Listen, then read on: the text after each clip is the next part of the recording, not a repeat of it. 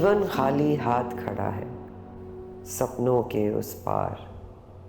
जीवन जिसकी बाहों में कोमल कोमल सपने थे, मीठे मीठे रिश्ते थे, प्यार की नाजुक कलियां थी, महफिल थी रंगरलियां थी,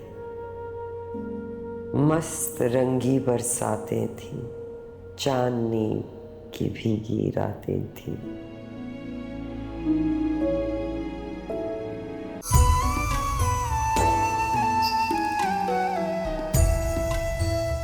आप रोजाना क्यों आ जाते हैं खामखा? आम खा में आई मीन इतना पेट्रोल जलाने की क्या जरूरत है खामखा? पेट्रोल जलाने की क्या बात है, कमाते किस लिए हो? अगर तुम्हें बसों में ठोकर खानी पड़े तो क्या फायदा उसका? बिल्कुल फाड़ नहीं होती। स्कूल के वक्त से आ जा रही हूँ, आदत पड़ गई है। बल्कि अब तो फाड़ तो मैं इन लग्जरी से होती हूँ। लग्जरी कार तो मीरान की थी।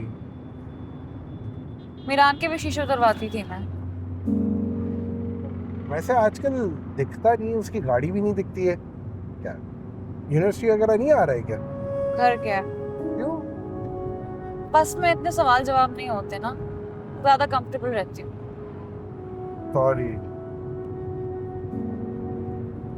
इस वक्त मैं इतनी थक जाती हूँ कि ना ही कुछ सुनने की हिम्मत होती ना कुछ बोलने। सॉरी सॉरी ना।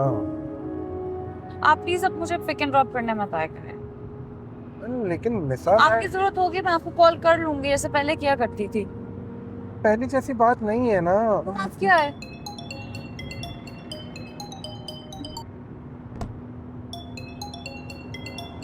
उठा लें तनी अब किसका सर फाड़ लिया होगा। जीवन खाली हाथ खड़ा है सपनों के उस पार। जीवन जिसकी बाहों में कोमल कोमल सपने थे, मीठे मीठे रिश्ते थे, प्यार की नाजुक कलियां थी, महफिल थी रंगरलियां थी, मस्त रंगी बरसातें थी, चांदनी की भीगी रातें थी।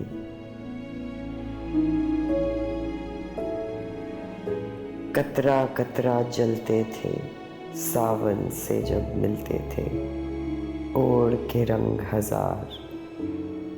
जीवन खाली हाथ खड़ा है सपनों के उस पार।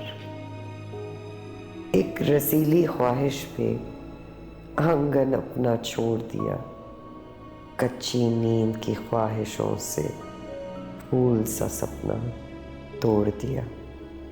मीठे मीठे रिश्तों में जहर किसी का छोड़ दिया। खामोशी का साया है, एक तन्हा हमसाया है, लम्हा लम्हा छोड़ रहा है, जीवन नाता तोड़ रहा है। देख ले मेरे यार, जीवन खाली हाथ खड़ा है सपनों के उस पार। शोख नशीले उलझे रिश्ते और उलझते जाते हैं, भड़कीले लफ्ज़ों के नीचे खामोश वफा गुम जाती है। शर्मीले लम्हों का फन छोटे रूप चुराती है, करके हार सिंगार जीवन खाली हाथ खड़ा है सपनों के उस पार।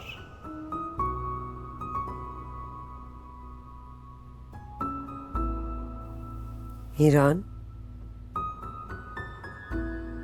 अताउल्ला की बेगम ने खुदकुशी कर ली। नतीजा तो वही है, होगा, हो सकता है नतीजा। ताउल्ला की माँ को दूसरे के पैर में गिरकर रोना पड़ा। मेरी माँ तो अपने बाल नोच लेगी और आपका स्टेटस तो ताउल्ला की बीवी से भी नीचे गिर जाएगा।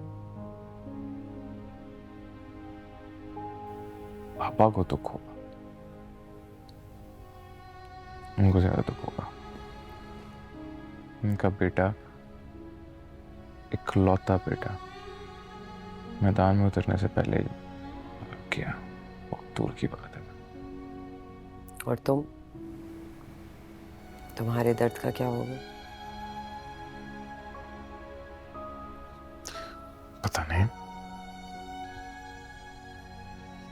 पता नहीं। मेरी कहानी बहुत मुख्तलिफ है मामू जान। इसमें ना कोई पंघट पे, ना पगडंडी, ना कोई बरकत, ना कोई इंतजार, ना इतना टाइम, ना इतनी एनर्जी। मैं तो कहीं से भी रोमांटिक नहीं थी। सिर्फ सूखी सड़ी खुश्क टहनी। आपने पहली मुलाकात में यूं हाथ फैलाया और मैंने आपको ठेंगा दिखा दिया। पता ही नहीं चला कब कैसे मैं फ्लॉप हो गई उसकी इमोशनल इन्वेस्टमेंट में। जैसे चलते फिरते वायरस की तरह चिमट गई मुझसे।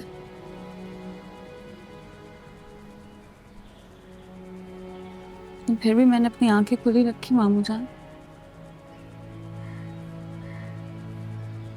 मोहब्बत में भी मैंने अपना फ्यूचर कॉम्प्रोमाइज नहीं किया।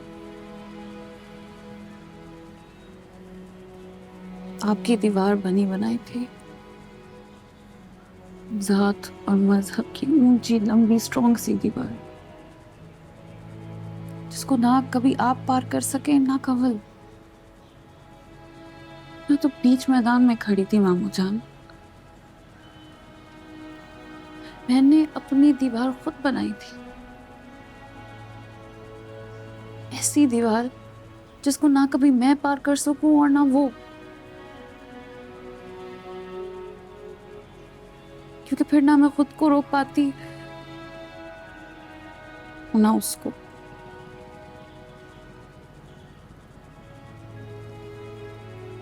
मेरे से बहुत स्ट्रॉन्ग अटैचमेंट हो गई है। अगर मैं राशिद भाई के पीछे ना छुपती तो अस्तगफिरुल्लाह। राशिद भाई, लड्डू बोलो ना। मुझे लड्डू उनकी चिढ़ है। और भाई कहना उसकी तौहीन है। तुम फौरन उसे भाई कहने की आदत पर काबू पाओ। और अगला मरहला तो इससे भी ज़्यादा मुश्किल है। तुम्हें राशिद को भाई समझने की आदत पर काबू पाना होगा। तुमने दीवार तो बना डाली, मगर हमें डर है कि कहीं तुम इस दीवार से उम्र भर सर न टकराती रहो। इससे सिर्फ तुम्हारा सर लहूलुहान नहीं होगा, जख्म हमें भी आएंगे, हमें भी, तुम्हारी माँ को भी। हमें पहले दिन से ही इस बात का शक था, मगर हम तुम्हारे मुंह से सुनना चाहते थे।